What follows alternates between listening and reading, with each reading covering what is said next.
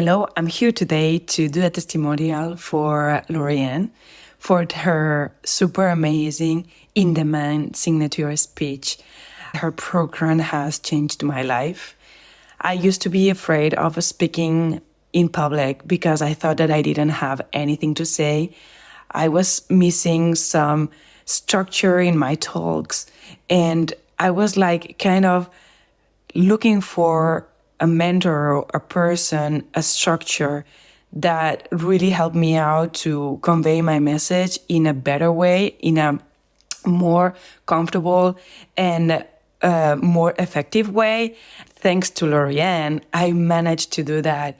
And I am so grateful for having taken this amazing, beautiful program. Hello, my friend. It's Laurie-Ann Mirabito, and you're listening to Public Speaking Monetization Tips. If you're a coach, consultant, or service provider looking to learn how to leverage speaking opportunities to grow your business, you are in the right place, and I'm glad that you're here.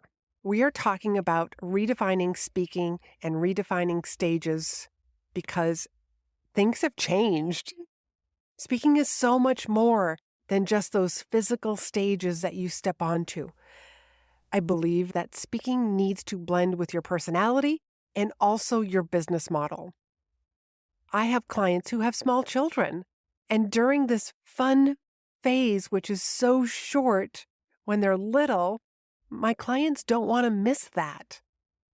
So there are times where they do have to say no, and it's about figuring out, how do I get my voice and my message out there while the little ones are taking a nap? So that's where stories come in handy, recording a podcast, pre-recording speeches for people. It all depends. And that's why I feel that speaking needs to blend with your personality, your business model. Let's dive into that a little bit more.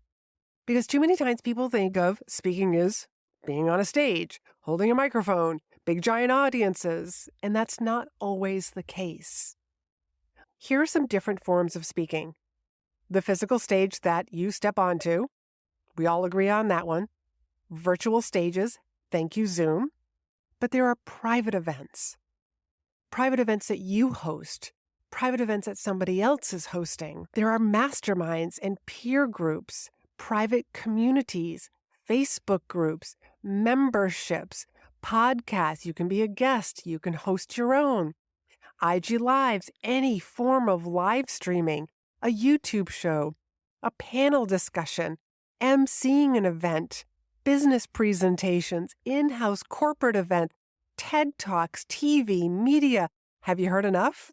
There is such a long list of speaking events and opportunities. Speaking comes in many different shapes and sizes, and that's the whole point that I want you to see. It is not just the physical stage that you step onto, because you may be looking at your lifestyle saying, yeah, I can't really hop on an airplane.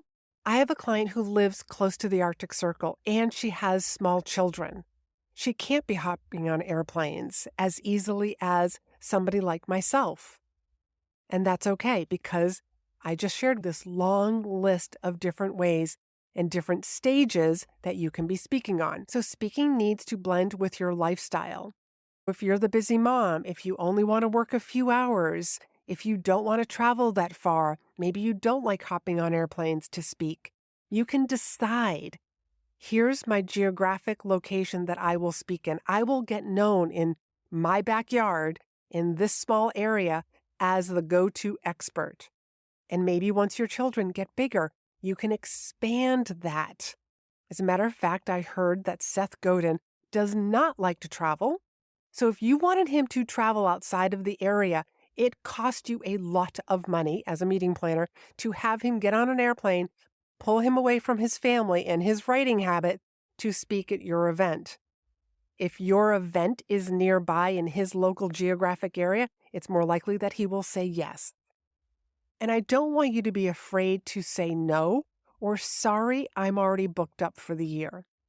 This goes back to speaking, needs to blend in with your business and your lifestyle. You get to decide how many times a year you want to speak. Maybe it's once a month. Maybe it's twice a month. You get to decide. You also get to decide how many free or no fee events you are willing to do. I have spoken for several volunteer lunches, and I will only do so many of those a year. So here's the beautiful thing about that. You can say, no, I'm sorry, I'm booked up for the year already. Would you like to book me for next year?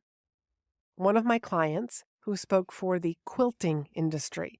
Now, the quilting industry has a very short speaking window, but my client, who was a little bit young in this particular industry, and she was a fabulous speaker, she used this line, I'm sorry, I'm already booked. Would you like to book me for next year?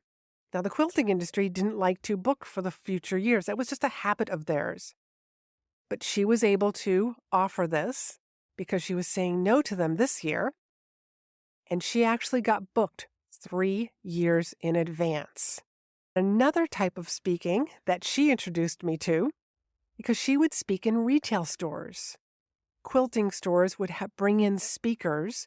She actually did a tour of different locations and different retail stores, and that is how she grew her business. That is how she sold her products and her services. So remember, speaking comes in many different shapes and sizes. What I want you to do is to head over to the workbook and fill out the question for this particular episode, but really start to think about, how can I have speaking blend with my business? How can it blend with my lifestyle also? Because the two of them need to go hand in hand.